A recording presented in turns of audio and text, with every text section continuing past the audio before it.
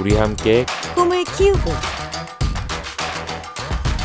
우리 함께 꿈을 심고 우리 함께 꿈을 맺어주는 그래, 우리 함께. 오늘의 말씀은 누가복음 7장 31절에서 32절 말씀입니다. 또 이르시되 이 세대의 사람을 무엇으로 비유할까? 무엇과 같은가? 비유하건대 아이들이 장터에 앉아 서로 불러 이르되 우리가 너희를 향하여 피리를 불어도 너희가 춤추지 않고 우리가 곡하여도 너희가 울지 아니하였다 함과 같도다. 아멘. 지금 우리는 하나님의 뜻을 어떻게 분별할 수 있을까에 대한 주제를 가지고 매주 말씀을 나누고 있습니다. 지난 2주간 하나님의 뜻을 분별하는 데 중요한 기준이 내가 누구인가를 알아야만 하나님이 나에게 말씀하시고 하나님의 뜻이 이루어지는 것을 분별할 수 있다, 이런 얘기를 했습니다. 조금 더 쉽게 정리하면 열등감이 강한 사람은 늘 자기 비하에 빠지게 돼 있고, 또 우월감이 강하면 그 사람은 교만하게 되어 있습니다. 열등감, 우월감, 이게 전혀 다른 것 같지만 사실은 이 둘은 뿌리가 같습니다. 우리가 옛날에 학교 다닐 때 작용, 반작용 이렇게 법칙을 배웠듯이 이 열등감과 우월감은 항상 작용, 반작용으로 일어나는 거예요. 열등감이 강한 사람은 그걸 감추고 싶기 때문에 늘 사람들 앞에 자기가 우월하다고 표현을 하죠. 또 우월감이 강한 사람일수록 그 내면에는 주체할 수 없는 열등감이 도사리고 있습니다. 결국 우리가 하나님의 뜻을 분별하려면 열등감, 또 우월감, 이런 것들을 극복해야 되는데, 이걸 끊어내려면 방법은 딱 하나예요. 내가 하나님 앞에 딱 서서 하나님이 비춰주시는 그 은혜로 내가 누구인가를 볼 수 있어야 된다는 거죠. 하나님 앞에서 나를 발견하면, 그렇게 교만하던 사람이, 자기가 세상의 최고인 줄 알던 사람이 하나님 앞에 어느 날 딱 바로 서면 내가 이렇게 못난 존재고 부족한 사람이구나. 그래서 자기의 교만, 우월감을 버리고 겸손할 수 있어요. 또 늘 자존감이 없어서 인생 살아서 뭐해? 나는 이미 실패한 인생이고 끝난 인생이야. 내가 뭘 할 수 있어? 이렇게 좌절하던 사람이 어느 날 하나님 앞에 딱 바로 서서 하나님이 비추시는 은혜에 자기를 발견하면 열등감을 극복하고 건강한 자존감으로 그 인생이 새롭게 태어날 수 있어요. 그러니까 결국은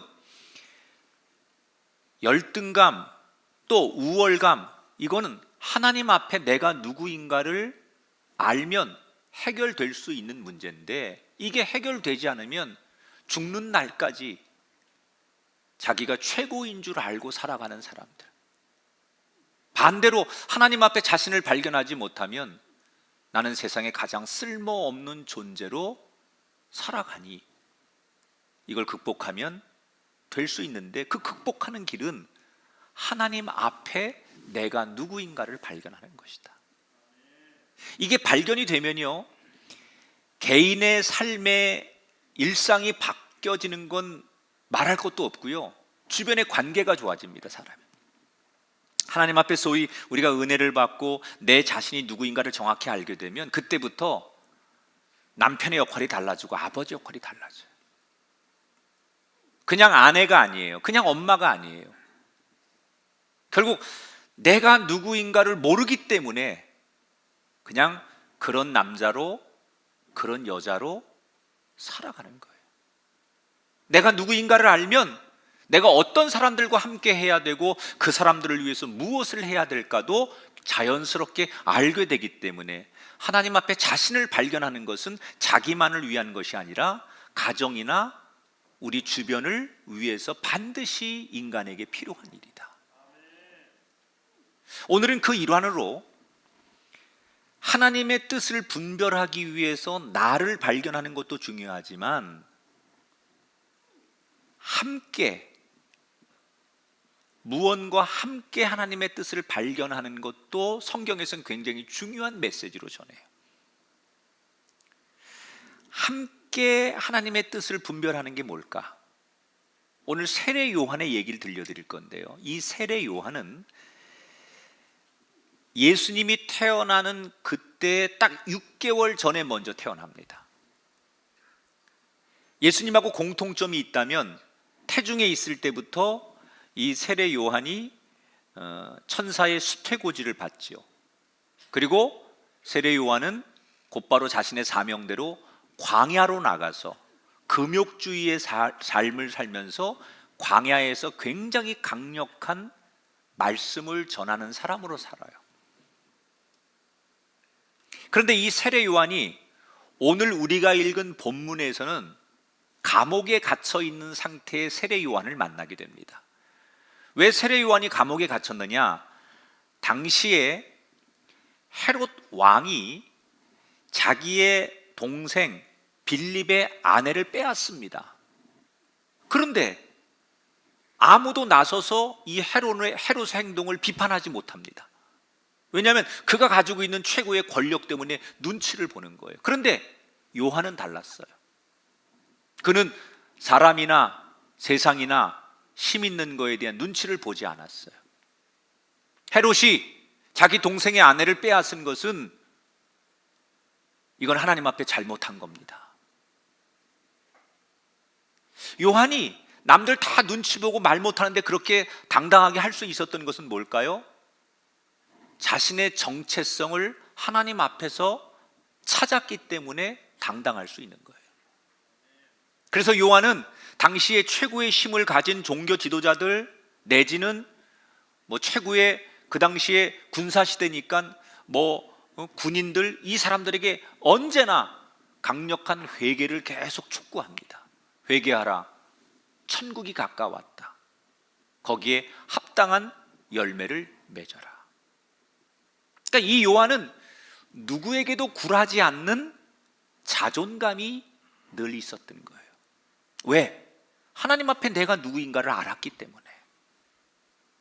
그런데 오늘 본문에서 그런 당당한 요한이 감옥에 있으면서 시간이 조금 지나면서 마음에 혼돈이 오게 돼요. 어떤 혼돈이 오느냐? 자기는 지금까지 자기 뒤에 오실 이 예수 그리스도께서 메시아라고 믿고 사람들이 그렇게 소개를 했어요. 그리고 세례를 주었어요. 그런데 자기가 기대하고 자기가 알고 있는 메시아인 예수님이 자기 생각하고는 다른 길을 걷는다는 소리를 계속 듣게 되는 거예요, 감옥에서. 세례 요한은 구약의 마지막 선지자죠. 그리고 이제 하나님이 이 땅을 구원하시려고 구약의 시대를 끝내고 예수 그리스도를 이 땅에 보내셔서 새로운 시대, 구원의 시대, 신약의 시대를 만드는 거 아니에요. 그러니까 선지자는 하나님의 말씀을 계속 전하고 예언하는 통로고, 메시아는 하나님의 일을 완성하는 분이에요. 예수님께서 그런 분이라고 알고 있었고 그걸 믿었기 때문에 세례 요한은 사람들에게 내 뒤에 오실 이 예수님이 메시아라고 강력하게 소개하고 예수님이 메시아로서 그런 역할을 해 주실 것을 기대하고 있었어요.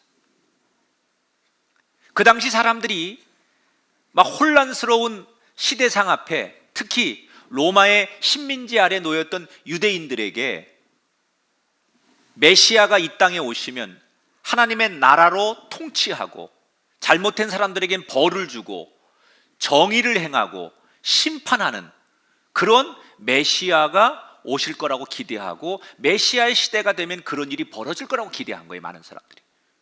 그런데 정작 메시아이신 예수님께서 이 땅에 오셔서 심판과 정죄를 하는 게 아니라 여전히 사람들에게 자비와 사랑을 전하고 그들을 국률로 대하시는 거예요.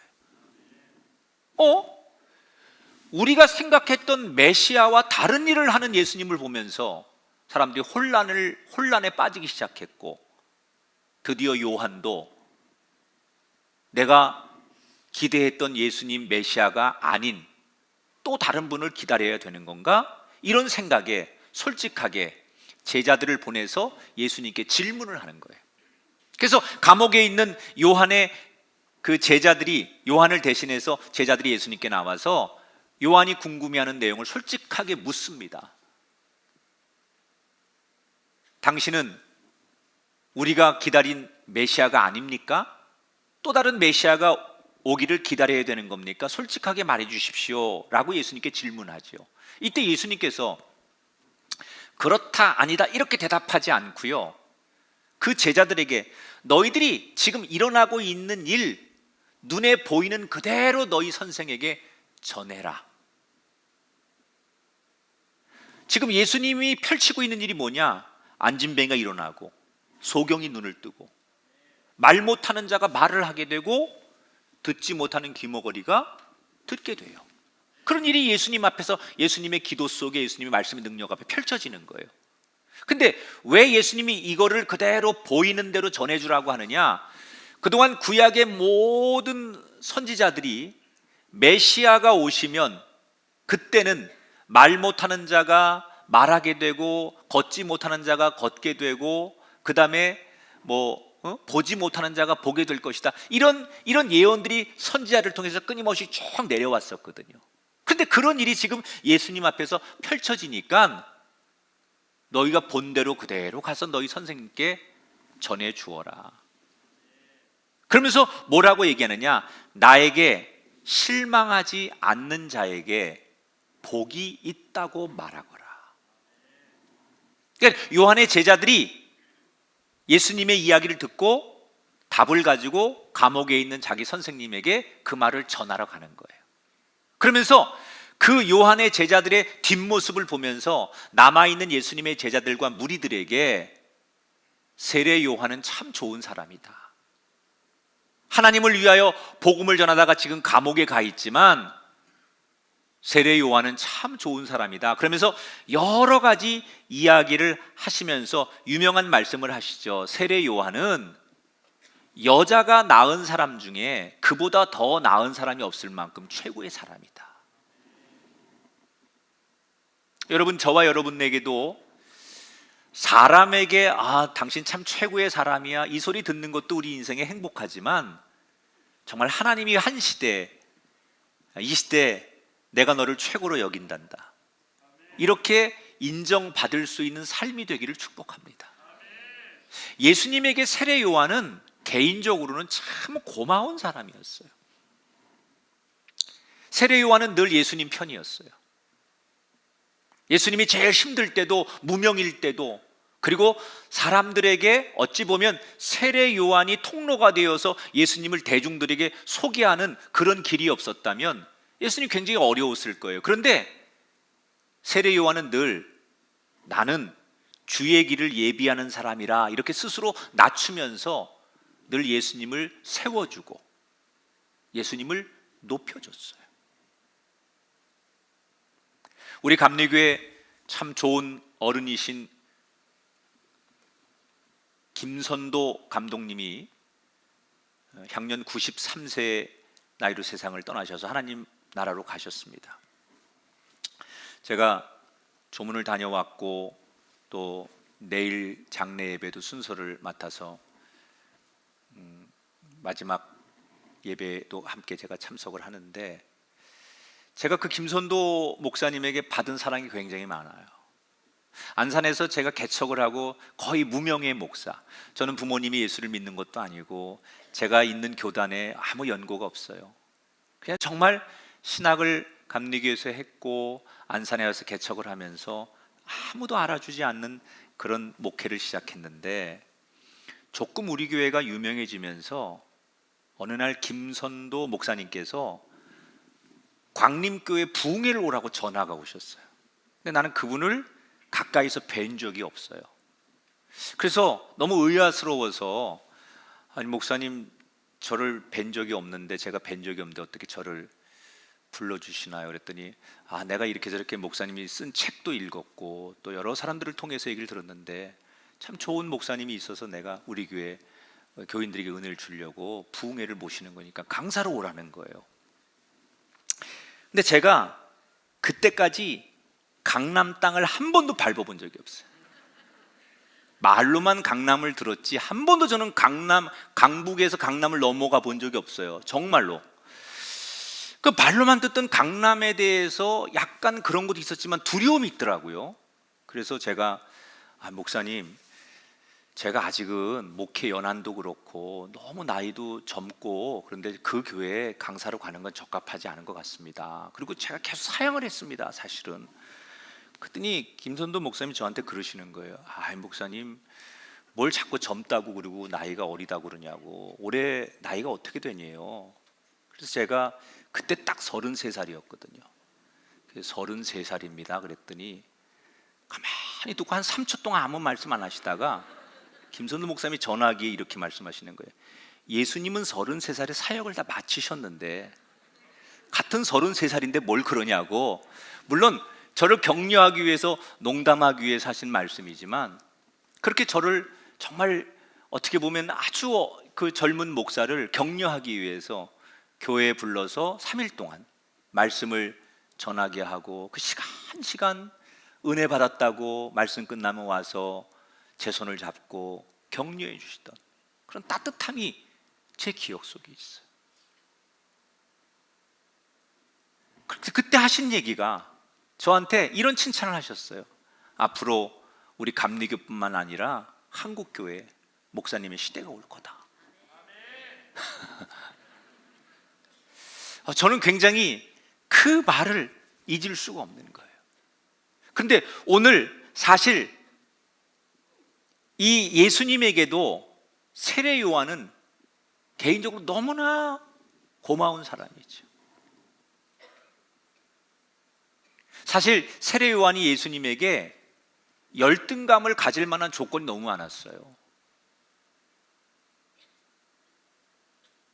세례 요한은 주로 광야에서 그 낙타 털옷을 입고 메뚜기 잡아먹고 그래서 그 당시에 종교 지도자들이 세례 요한을 뭐라고 폄하했어요? 저거 광야에 귀신 들린 놈 하나 있다고 그렇게 이상한 사람으로 세례 요한을 취급했어요. 그런데 세례 요한은 자기가 그렇게 사는 것이 조금도 열등감의 조건이 아니었어요. 어느 날 예수님의 공생애가 시작이 됐습니다. 그리고 예수님도 세례를 받으러 올 때쯤 세례 요한 주변에 그 당시 유명한 모든 사람들이 광야까지 일부러 나와서 세례 요한에게 세례를 받았어요. 그리고 사람들이 엄청나게 몰려들었어요. 세례 요한에게. 그런데 어느 날 예수님이 딱 등장하면서부터 세례 요한의 인기가 식고 세례 요한에게 열광하던 사람들이 그대로 예수님께로 몰려가기 시작합니다. 그 중에는 세례 요한의 제자들도 새로운 스승이 나타났다고 예수님께 쫓아가는 사람들도 있었어요. 그러니까 옆에서 그걸 지켜보던 세례 요한의 제자들이 아니 저 예수님이 이럴 수 있습니까? 선생님이 저 예수님에게 세례도 주고 그렇게 잘해줬는데 우리 교인들 다 뺏어가니 이게 말이 됩니까? 이러고 불평을 합니다. 그때 세례 요한이 불평하는 제자들에게 유명한 명대사 하나를 남기죠. 그게 요한복음 3장 29절 30절 말씀이에요. 예수님은 흥해야 하겠고 나는 쇠하여야 한다. 자, 기분 나빠해야 되는 상황, 열등감을 느끼고 비교하면서 왜 늦게 시작한 예수님은 저렇게 잘 되는데 나는 점점 이렇게 내가 생각한 대로 안 될까? 이렇게 열등감을 가져야 되는 상황에서 요한은 어떻게 기뻐할 수 있었을까? 그 이유는 요한은 하나님을 위하여 예수님을 높인 거예요.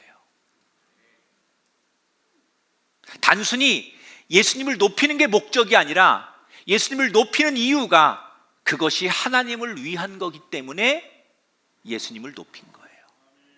그것이 하나님의 이 땅을 구원하는 길인 것을 알았기 때문에 하나님 때문에 예수님을 섬겼던 거예요. 반대로 세례 요한이 예수님에게 우월감을 가지려고만 하면요, 얼마든지 가질 수 있어요. 자, 6개월 먼저 태어났으니까 형이죠. 그리고 이미 광야에서 예수님보다 먼저 공식적인 데뷔를 통해서 이미 영적인 대스타가 된 거 아닙니까? 세례 요한이. 당시 세례 요한의 인기는 하늘을 찌를 듯 했습니다. 그런데 뒤늦게 예수님이 나타난 거예요. 그리고 예수님이 데뷔하면서 세례 요한에게 와서 무릎 꿇고 세례를 받았잖아요.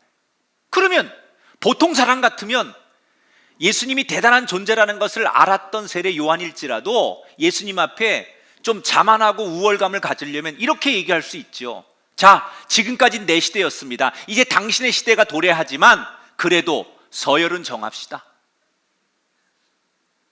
내가 먼저 이 길을 다 닦아놨고 내가 영적으로 이렇게 앞서갔으니 당신이 내 뒤에 오는 후배입니다. 그런 증표로 내가 세례를 주는 겁니다. 이렇게 얼마든지 자기의 존재의 우월감을 드러내기 위해서 그런 얘기를 할 수 있었지요. 그런데 요한은 그렇게 안 해요.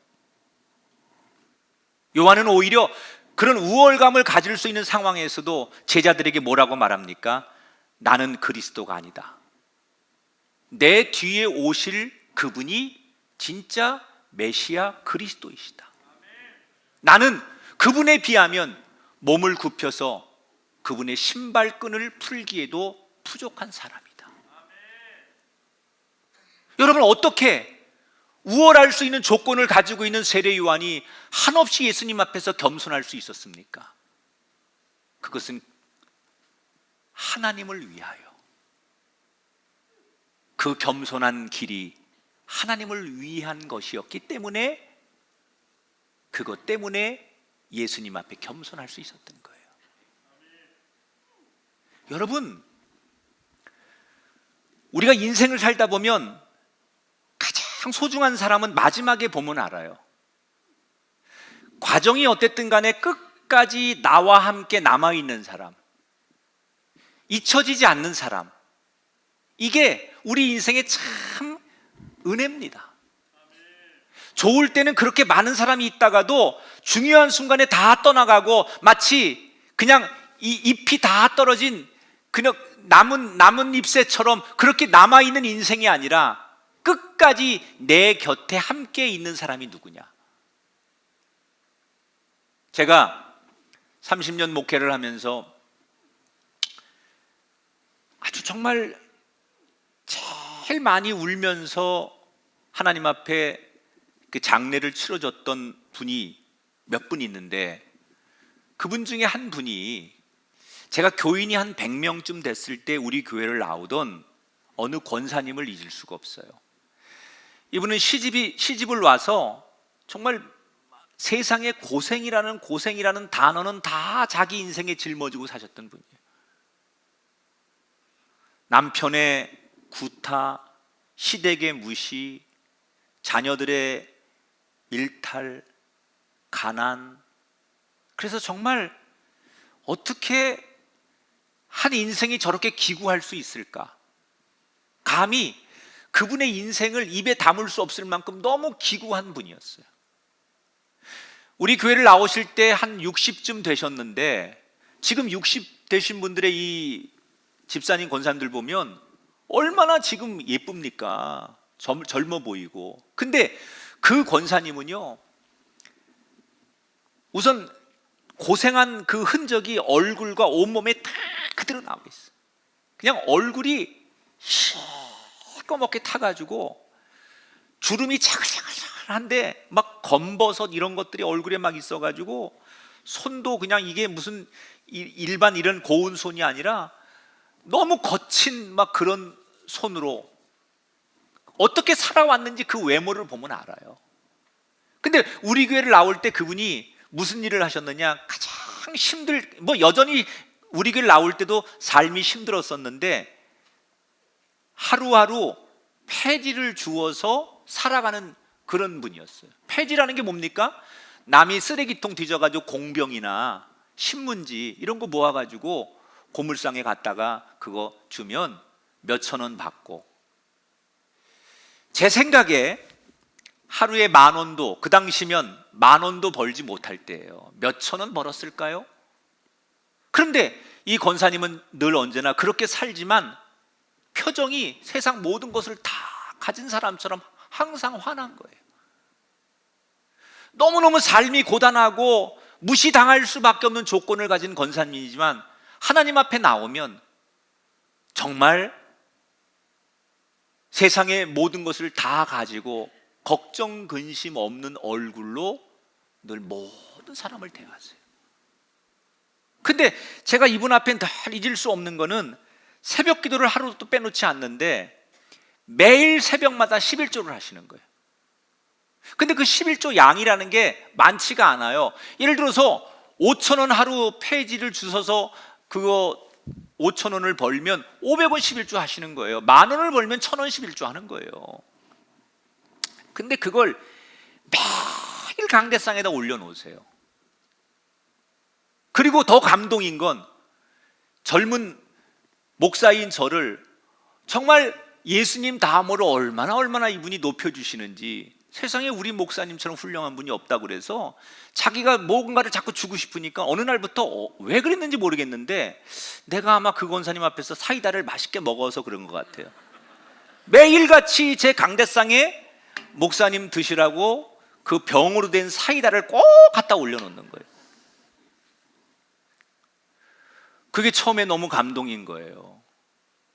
그리고 나는 그 권사님의 신앙을 보면서 세상에 그 어떤 신앙인보다 이분의 삶이 거룩하고 정말 진심을 다해서 이분을 존경하고 축복했어요. 자, 그런데 그게 1년이 가고 2년이 가고 3년이 계속 가는 거예요. 여전히 그분은 그렇게 살아가요. 그런데 그분을 바라보는 내 마음이 변질되기 시작하는 거예요. 첫째, 교인이 많아지는 거예요.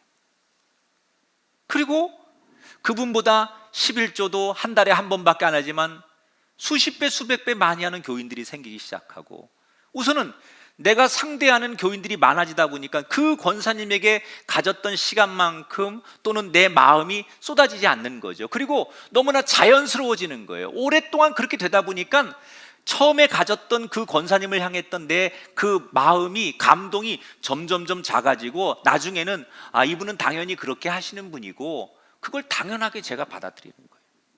그래서 기도를 해도 그냥 정말 하나님 앞에 그냥 정말 표면적인 축복 기도를 하는 걸로 끝나고 있는 모습을 제가 어느 날 발견하는 거예요. 근데 그것이 제가 그렇다고 해서 그 권사님을 무시하거나 그 권사님이 뭐 저한테 불편을 준다고 생각한 적이 한 번도 없어요. 여전히 고마운 분이긴 했지만 처음에 비하면 그 권사님을 바라보는 내 시각이 조금씩 이렇게 식어가고 있는 것을 느끼는 거죠. 그러던 어느 날 제가 그 당시에 하루에 한 4시간씩 자고 새벽 나가서 하루를 살고 막 그럴 때인데 한 4시간 정도 이렇게 잠을 자고 있는데 꿈을 꿨어요. 그날 되게 강렬한 꿈을 꿨는데 꿈에 그 권사님이 나타난 거예요. 근데 꿈에도 그냥 그 얼굴이 막 검버섯과 주름과 막 고생한, 나이는 60대인데 실제로 한 100세 된 할머니 같은 그런 모습으로 고생하고 찌든 그 권사님의 모습이 꿈에 나타나는 거예요.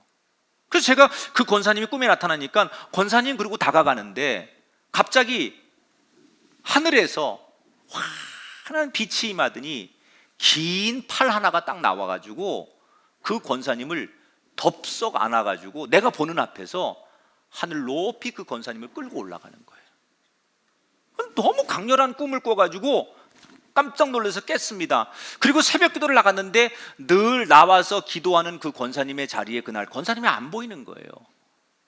뭐가 이상하잖아요. 새벽 예배를 마치자마자 그 권사님 댁을 방문했어요.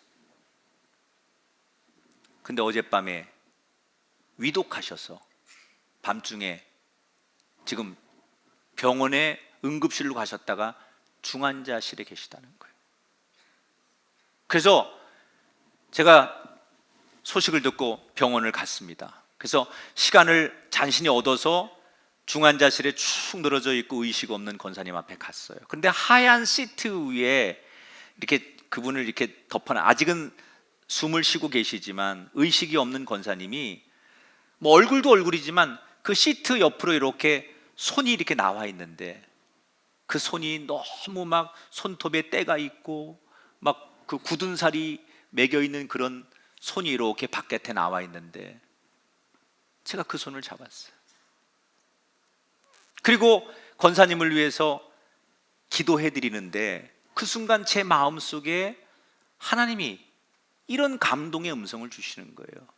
김 목사야, 사람들은 이 권사를 외모로 보고 돈의 가치로 봐서 적게 드리는 11조의 사람으로 보고 나이 많고 배우지 못하고 이런 사람으로 봤지만 나는 이 권사가 세상에서 제일 귀하다. 그래서 모든 사람들이 보는 앞에서 내 손으로 내가 영원히 함께하기 위해서 하늘로 데려가는 것이다. 어젯밤에 제가 꾼 꿈을 다시 설명해 주는 것처럼 그런 마음속에 하나님의 음성이 들리기 시작하는 거예요. 저는 제가 그 권사님을 더 많이 섬기고 사랑해주고 더 많이 그 권사님의 고생을 위로하지 못한 것에 대해서 얼마나 죄스러웠는지 3일 내내 임종, 입관, 발인, 하관까지 모든 예배를 제가 다 집례하면서 그 권사님의 손을 잡고 울고 또 울고 정말 눈물로 내가 정말 마지막 가시는 권사님의 모습을 내가 꼭 지켜드리고 싶다. 그래서 혼신의 힘을 다해서 그 장례를 섬겼던 기억이 있고 지금도 그 권사님을 생각하면 결국 하나님이 인정하시는 것은 하나님 앞에 세워진 그 영혼을 하나님이 보시는 거지 세상의 조건이 아니더라는 거예요. 우리는 그 사람의 외모를 보거나 그 사람이 가지고 있는 조건을 볼지 모르지만 하나님은 그의 외모와 조건이 어떻든 간에 하나님 앞에 그 하나님만을 바라보는 영혼을 가장 귀히 여기신다는 거예요.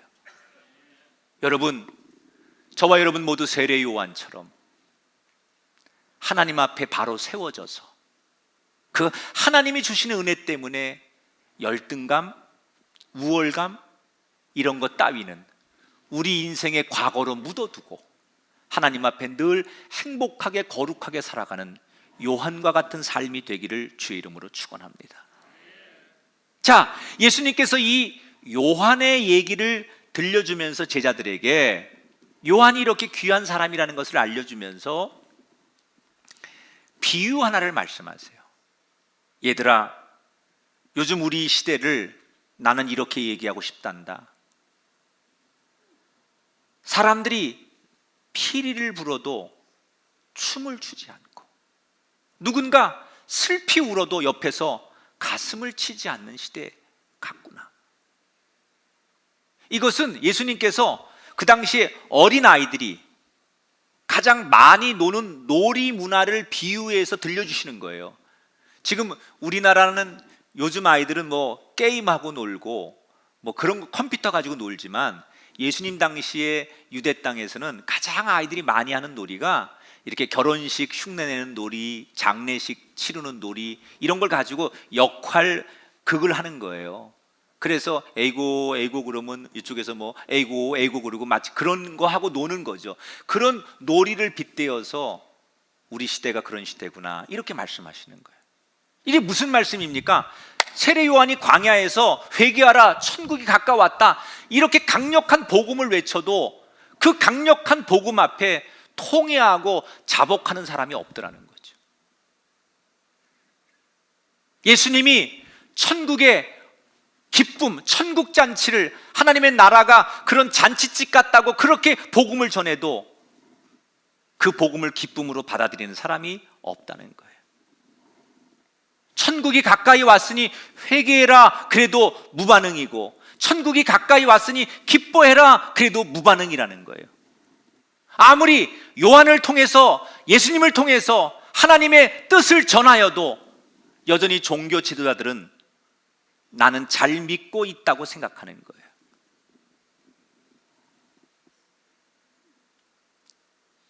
마치 요즘의 냉소적인 기독교인들,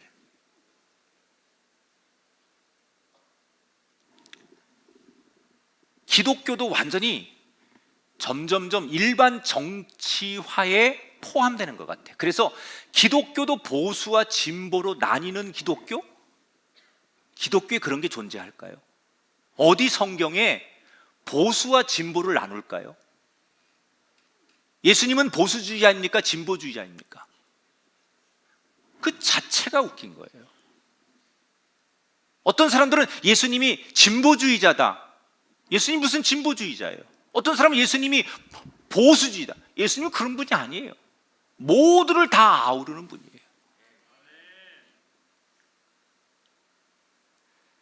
복음은 누구도 담을 수 있어야지요. 복음이라는 것은 누구도 그 안에 거하도록 만드는 게 복음이지요.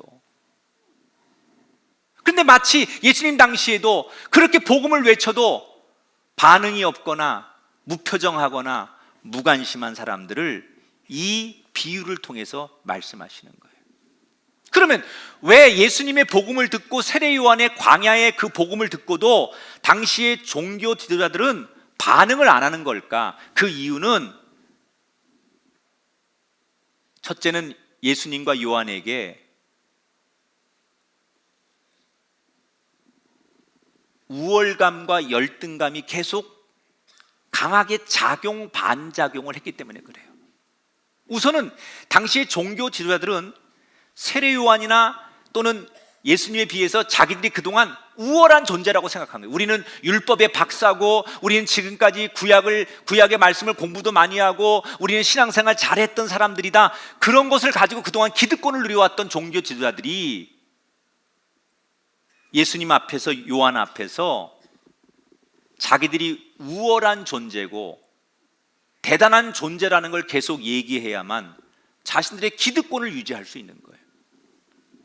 그런데 어느 날 요한이 등장하고 예수님이 등장하면서 그들이 가지고 있는 기득권을 뒤흔들었어요. 사람들이 요한에게 몰려가고 예수님께 몰려가잖아요. 그러니까 거기에 대한 반작용으로 당시의 종교 지도자들이 강한 열등감이 치솟기 시작하는 거예요. 그래서 결국 그들은 요한과 예수님을 매도하고 죽이려고 합니다. 그리고 그런 것들로 우월감을 증명하려고 하는 거죠. 그래서 세례 요한을 귀신 들린 사람이라고 매도하고 예수님을 가리켜서 어떻게 하나님의 복음을 전하는 사람이 저런 세리, 죄인, 이방인, 창녀들과 함께 어울릴 수 있냐고 예수님을 세속적인 사람으로 매도하기 시작하는 거예요.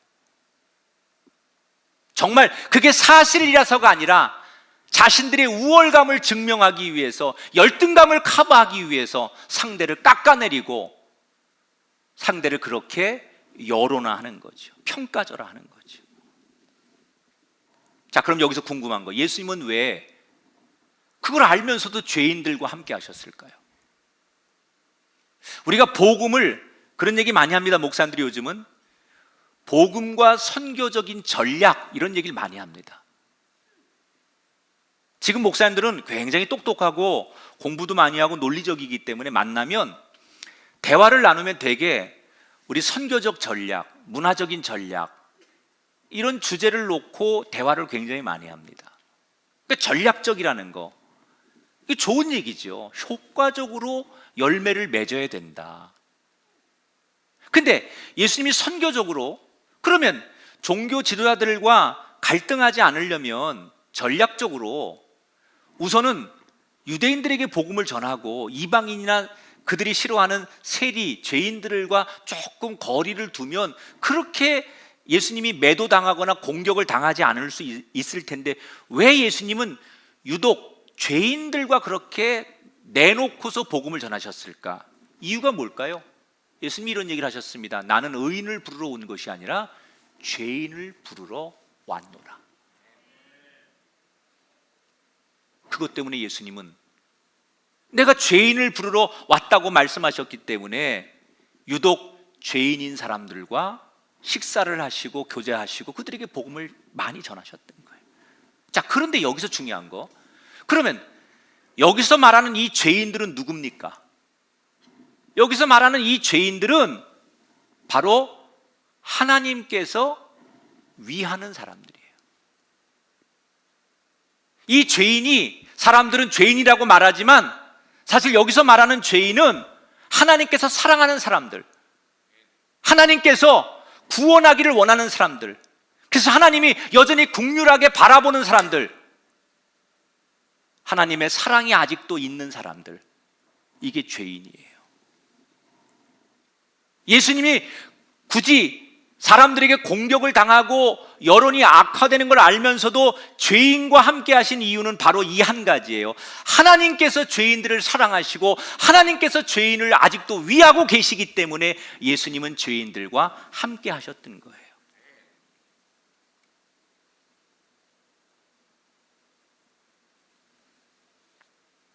그러나 예수님이 아무리 천국의 피리를 불어도 함께 춤추지 않으면 소용이 없습니다.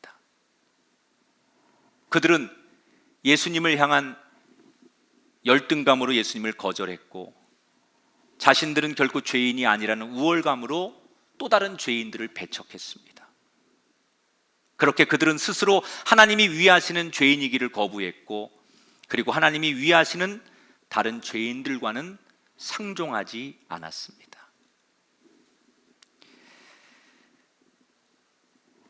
여러분, 오늘 설교 제목을 설명하면서 말씀을 마치겠습니다.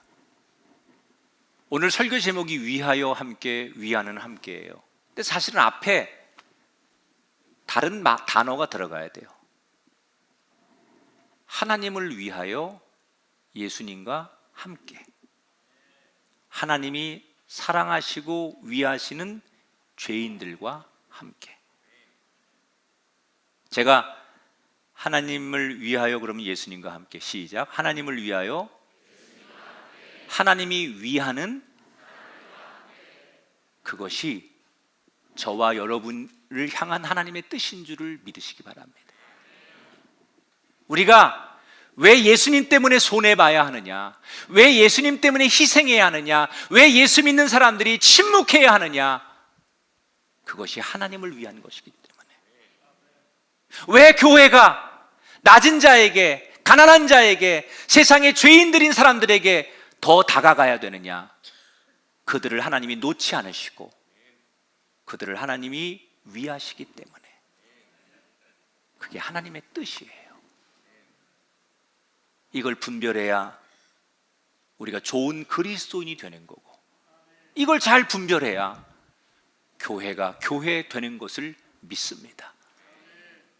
하나님을 위하여 예수님과 함께, 하나님이 위하는 그 사람들과 함께, 요한처럼, 예수님처럼 함께 하라고 하는 하나님의 뜻을 분별할 수 있는 저와 여러분이 될 수 있기를 주님의 이름으로 축원합니다.